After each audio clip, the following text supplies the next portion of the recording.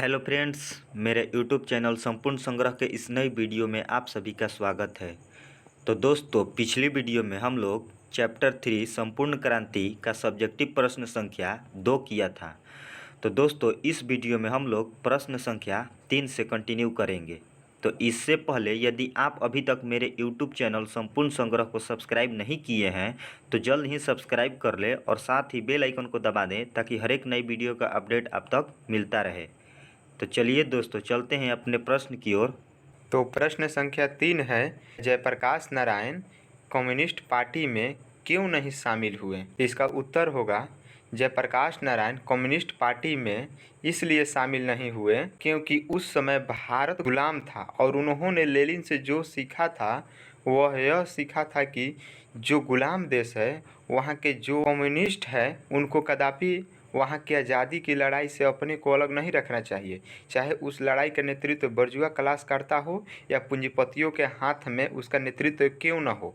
जयप्रकाश नारायण इस प्रश्न के माध्यम से यह बताना चाहते हैं कि जब हम अमेरिका में घोर कम्युनिस्ट थे और अपने देश जब वापस लौटे तो उन्होंने अपने कम्युनिस्ट पार्टी में शामिल नहीं हुए क्योंकि उस समय देश गुलाम था और अपने देश की आज़ादी के लिए वो चाहते थे कि हम उस पार्टी में शामिल होकर ताकि हमारा देश आज़ाद हो जाए। अपने देश को आज़ादी दिलाने के लिए उन्होंने कम्युनिस्ट पार्टी में शामिल नहीं हुए क्योंकि उन्होंने लेनिन से यही सीखा था कि अगर आपका देश गुलाम हो तो उस गुलाम देश को आज़ादी दिलाने के लिए अगर जिस पार्टी के आप समर्थन कर रहे हैं तो उस समर्थन को अगर छोड़ना भी पड़े तो आपको छोड़ना ही ज़रूरी होगा क्योंकि आपका देश गुलाम है।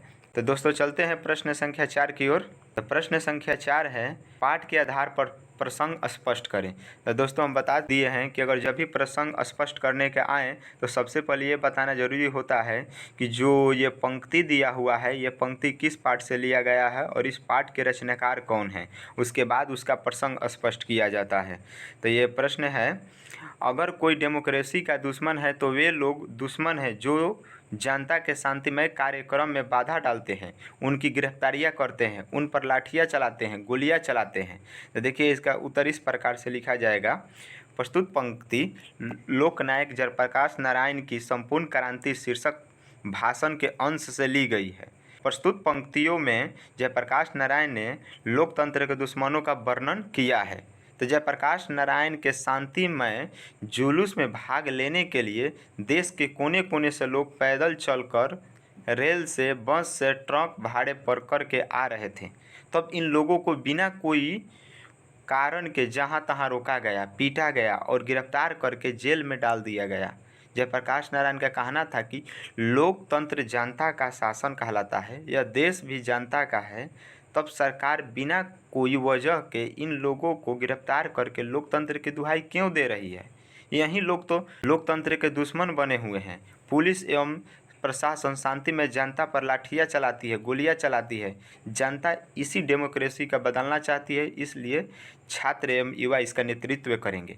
देखिए, जयप्रकाश नारायण इस प्रश्न के माध्यम से बताते हैं कि यदि लोकतंत्र जनता का है और लोकतंत्र जनता का शासन कहलाता है तो बिना कोई वजह के अगर मेरे शांति प्रिय जुलूस में भाग लेने के लिए दूर दूर से लोग आ रहे हैं तो बिना कोई वजह के इन्हें क्यों रोका जा रहा है, क्योंकि उनका अधिकार है कि वो किसी भी जुलूस में भाग ले सकते हैं, किसी भी आंदोलन में भाग ले सकते हैं। तो सरकार बिना कोई वजह के इनको जहां तहां रोक कर लाठियां बरसाई और फिर जेल में डाल दिया गिरफ्तार करके। तो ये जयप्रकाश नारायण लोकतंत्र की दुहाई दे रहे हैं कि यहाँ पर कहाँ लोकतंत्र है। अगर लोकतंत्र होगा तो लोकतंत्र में जनता का शासन होता है, लोकतंत्र जनता का कहलाता है।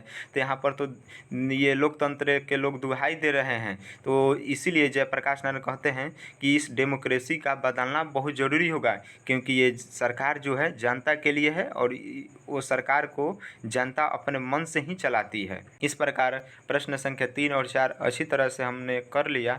अगर ये वीडियो आपको अच्छा लगा हो तो मेरे चैनल को सब्सक्राइब और वीडियो को लाइक करना ना भूलें। तो मिलते हैं अगली नई वीडियो में, तब तक के लिए थैंक यू।